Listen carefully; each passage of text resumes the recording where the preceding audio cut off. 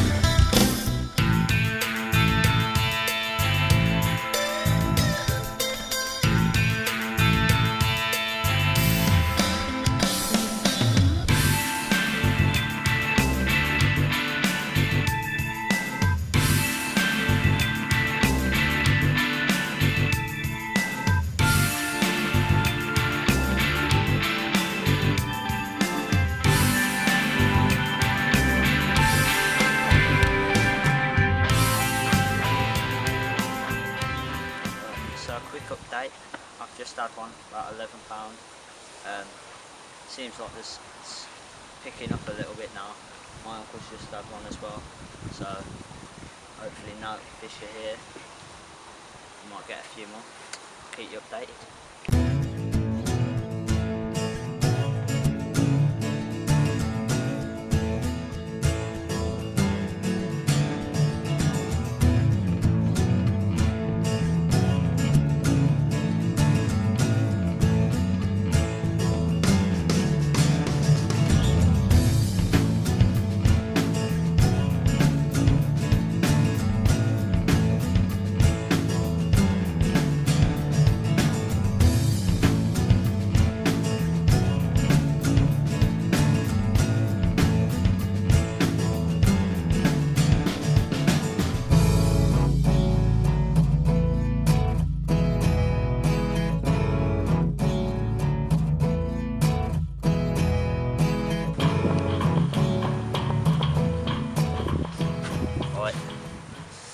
So this is what I caught the fish on earlier. I've got about 2 foot, maybe 1.5 foot of lead core straight down to my safety clip. I've got the clip in there, so if I do snag up a fish, it'll just drop the lead. I've got probably about 5-inch hook link here. This is the Nash hook link material. Can't remember which one I've used. I've just stripped back about 1 inch there to just give me some flexibility. Got that stiff, that nice and stiff, just to kick it out a bit. And this for your flexibility of the rig. I'm just using this here, a little bit of silicone tubing, just to make sure that hook really turns in. And as you can probably see, I'm using double pellet here and a little sweet coconut pop-up, so we've got a bit of a contrast. That pop-up just gives it a little bit of a counterbalance really, so when a fish sucks it up, it'll be in straight away. So yep, pretty simple. Just using PVA bags with that, with little 4mm pellets, and that's doing the trick. So hopefully I'll catch another one. Got a little bit of time left.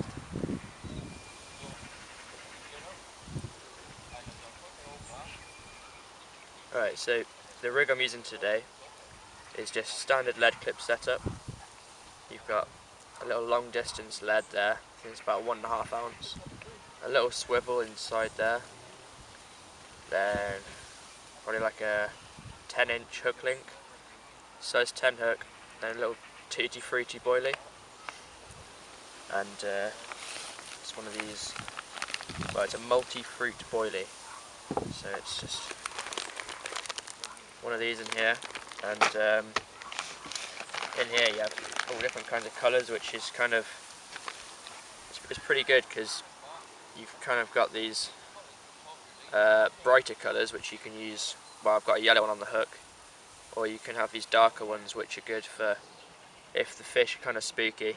So if you've got a better bait there and you've got your hook bait in the middle, the fish isn't really going to know which ones to be scared of and which not to be. So it's pretty good for, especially when the fish are fished for quite regularly, because on this lake there's like pretty much every peg's got someone fishing on it. So in amongst all those freebies, something easy as that can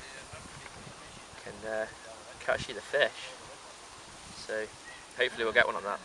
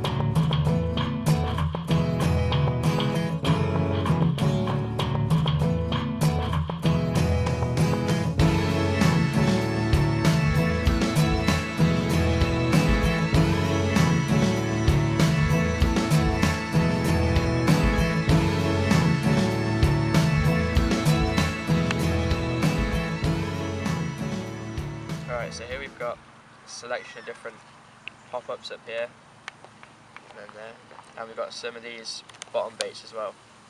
So the real difference between these two types of baits is just that the pop-ups, they'll float on top of the water, whereas the bottom baits, obviously, as it sounds like, they're generally pretty much bigger as well. But they'll sit on the bottom, and then you can get one of these pop-ups, and then they'll just sort of hold the bait off the bottom, and it just sort of helps it all get rid of the weight of the hook. Because if you've got one of these, this sort of setup on your hook, and you imagine your hook underneath, the hook's going to be adding weight to the boilie. So if there's a scattering of these all just free on the floor, the one with the hook on is going to be heavier, which is it's just going to make the fish not want to take it. But if you add one of these on, or maybe one of those, depending on what size of hook you're using, it just sort of gets rid of the weight of the hook, and the fish are just more likely to take it. And it also helps, especially using bigger pop-ups like these, it helps to get the hook to fly faster into the fish's mouth, and it just hooks them a lot faster and more effectively, even when they're not really trying to take the bait that fast.